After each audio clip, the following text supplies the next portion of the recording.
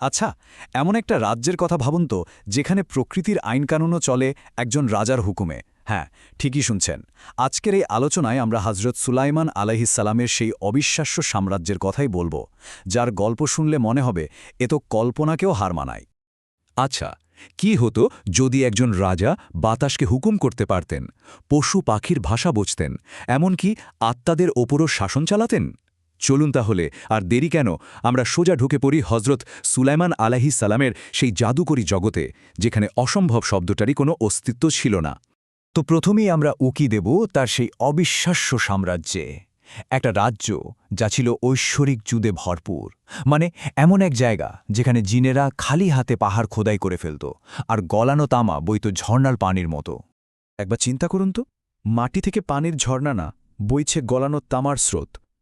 আল্লাহর হুকুমে এ আইনুল কিত্রা, মানে গলানো তামার ঝর্ণা, টানা ৩ দিন আর ৩ রাত ধরে বইছিল, ঠিক যেন একটা পাহাড়ি নদী। আর জিনেরা তারা সেই তামা জোগাড় করে এমন সব জিনিস বানাতো যা আজও আমরা কল্পনাও করতে পারি না। আর তার সিংহাসন, ওহ, ওটা তো কোনো সাধারণ সিংহাসন ছিলই না। ওটা ছিল প্রায় ৩ মাইল লম্বা আর চওড়া এক বিশাল উড়ন্ত শহর। ভাবা যায়, যার উপরে ঘরবাড়ি, আস্তাবল, এমনকি একটা গোটা সেনাবাহিনী সহ পুরো একটা শহর বাতাসে ভেসে বেড়াত। তার রাজ্যের বিশালতার পাশাপাশি তার উদারতাও ছিল কিংবদন্তিতুল্য। সেখানে মাটিতে গাঁথা এমন সব রান্নার পাত্র ছিল যেগুলো এতটাই বড় যে একবারে ২০টা উটের মাংস রান্না হয়ে যেত। আর এই খাবার কিন্তু শুধু মানুষের জন্য না, রাজ্যের সব প্রাণীর জন্য তৈরি হতো। এখন প্রশ্ন হল, এত বিশাল সব নির্মাণ কাজ কারা করত? এসব কোনো মানুষ না, এর পেছনে ছিল এক অতি প্রাকৃত শক্তি, জিনেরা। হ্যাঁ, আল্লাহর হুকুমে এই শক্তিশালী জিনরাই ছিল হজরত সুলাইমান আলাইসাল্লামের রাজ্যের মূল কর্মশক্তি। কিন্তু একটা প্রশ্ন আসতেই পারে, জিনেরা তো আসলে সূক্ষ্ম, বায়বীয় মাখলুক, তারা কিভাবে এত কঠিন ভারী কাজ করত? এখানেই আসল রহস্য। আল্লাহর হুকুমে কাজ করার সময় তাদের ওই বায়বীয় শরীরটা হয়ে যেত একদম বাস্তব, ঘন আর শক্তিশালী। এতটাই শক্তিশালী যে তারা নাকি মার্বেল পাথরকেও মাখনের মতো করে কেটে ফেলত। কোরআনেও কিন্তু এদের কাজের কথা বলা আছে। জিনদেরকে হুকুম করা হয়েছিল বড় বড় প্রাসাদ আর দুর্গ বানাতে। তাছাড়া তারা তৈরি করত অসাধারণ সব ভাস্কর্য, জলাধারের মতো বিশাল সব বাটি, আর মাটিতে শক্ত করে বসানো ভারী ভারী সব রান্নার পাত্র। তো এই যে এত শক্তিশালী আর অবাধ্য জিন, এদেরকে কন্ট্রোল করা হতো কিভাবে? খুব সহজ। একজন ফেরেশতা সবসময় পাহারায় থাকতেন, হাতে থাকত আগুনের চাবুক। কোনো জিন যদি কাজে একটুও ফাঁকি দিত বা হুকুম অমান্য করার কথা ভাবত, ব্যাস, ওই আগুনের চাবুকের এক ঘায়েই সে জ্বলে পুড়ে ছাই। এই ভয়েই তার একদম বাধ্য শ্রমিকের মতো কাজ করে যেত। কিন্তু এত ক্ষমতা, এত শক্তি, এগুলোর মূল ভিত্তিটা কি ছিল? আসলে অতিপ্রাকৃত শক্তির চেয়েও অনেক বড় ছিল হজরত সুলাইমান আলাইহিসসালামের নিখুঁত আর অবিচল ন্যায় বিচার। এমন এক বিচার ব্যবস্থা যা প্রকৃতির শক্তিকেও জবাবদিহিতার আওতায় নিয়ে আসত। এর একটা দারুণ উদাহরণ আছে। একবার তার দরবারে এক বৃদ্ধা এলেন, এসে এমন এক অদ্ভুত নালিশ করলেন যা শোনার মতো। তিনি বললেন, হে আল্লাহর নবী, আমার নালিশ বাতাসের বিরুদ্ধে। এই বাতাস আমার হাত ভেঙে দিয়েছে। আর যায় কোথা? হজরত সুলাইমান আলাইহিসসালাম সঙ্গে সঙ্গে বাতাসকে আদালতে হাজির হতে বললেন। বাতাস হাজির হয়ে জানালো যে সে আসলে আল্লাহর হুকুমে একটা ডুবন্ত জাহাজ বাঁচাতে খুব দ্রুত ছুটে যাচ্ছিল।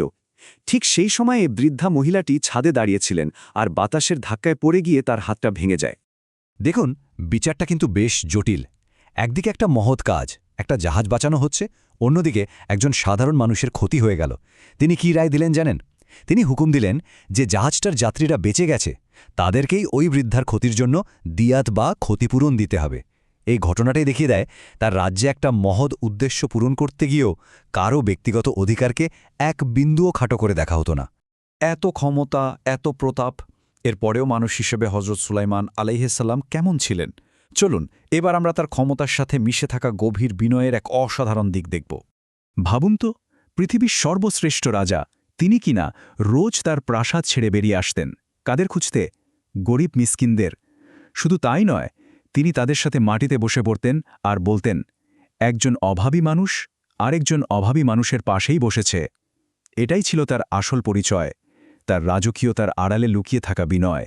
একবার তো এক ইবাদতকারী তার বিশাল রাজ্য দেখে মুগ্ধ হয়ে প্রশংসা করছিলেন। উত্তরে তিনি যা বলেছিলেন তা এক কথায় অমূল্য। তিনি বলেছিলেন, একজন বিশ্বাসীর আমলনামায় লেখা একটা সুবহানাল্লাহ আমার এই গোটা রাজ্যের চেয়েও অনেক বেশি দামি, কারণ আমার এই রাজত্ব তো একদিন শেষ হয়ে যাবে, কিন্তু ওই প্রশংসার পুরস্কার থাকবে চিরকাল। এবার আমরা গল্পের একেবারে শেষ দিকে চলে এসেছি, তার জীবনের সবচেয়ে নাটকীয় এক অধ্যায়, তার মৃত্যু। আর এমন এক মৃত্যু যা কিনা সেই শক্তিশালী জিনদের জন্য হয়ে দাঁড়িয়েছিল চরম অপমানের এক কারণ। ঘটনাটা হল, হজরত সুলাইমান আলাইহিস সালাম এবাদত করার সময় তার লাঠিতে ভর দিয়ে দাঁড়ানো অবস্থাতেই ইন্তেকাল করেন, কিন্তু তার শরীরটা পড়েনি। এদিকে জিনেরা দেখছে রাজা দাঁড়িয়ে আছেন, তারা তো ভয়ে কঠোর পরিশ্রম করেই যাচ্ছে। এভাবে দিন গেল, সপ্তাহ গেল, মাস গেল, একটা পুরো বছর কেটে গেল। অথচ জিনেরা, যারা নিজেদেরকে অদৃশ্যের জ্ঞানী বলে দাবি করত, তারা এর কিছুই টের পেল না। তাহলে এই বিশাল রহস্যটা ফাঁস করল কে? কোনো শক্তিশালী জিন? কোনো জ্ঞানী মানুষ?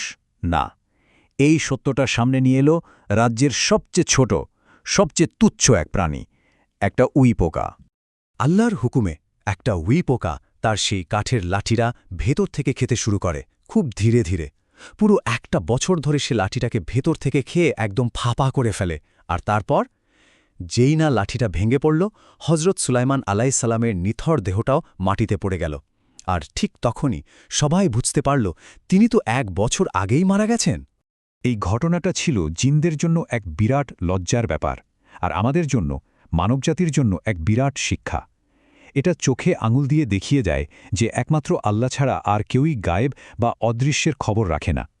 জিনেরা যদি সত্যিই অদৃশ্যের খবর জানত, তাহলে তো তারা 1 বছর ধরে এমন অপমানজনক শাস্তির মধ্যে পড়ে থাকত না, তাই না? তাহলে সবশেষে একটা প্রশ্ন কিন্তু থেকেই যায়, আসল শক্তি আসলে কোনটা? বাতাস আর আত্মাদের ওপর হুকুম চালানো, নাকি তার চেয়ে অনেক বড় কোনো শক্তির কাছে পুরোপুরি নিজেকে সঁপে দেওয়া?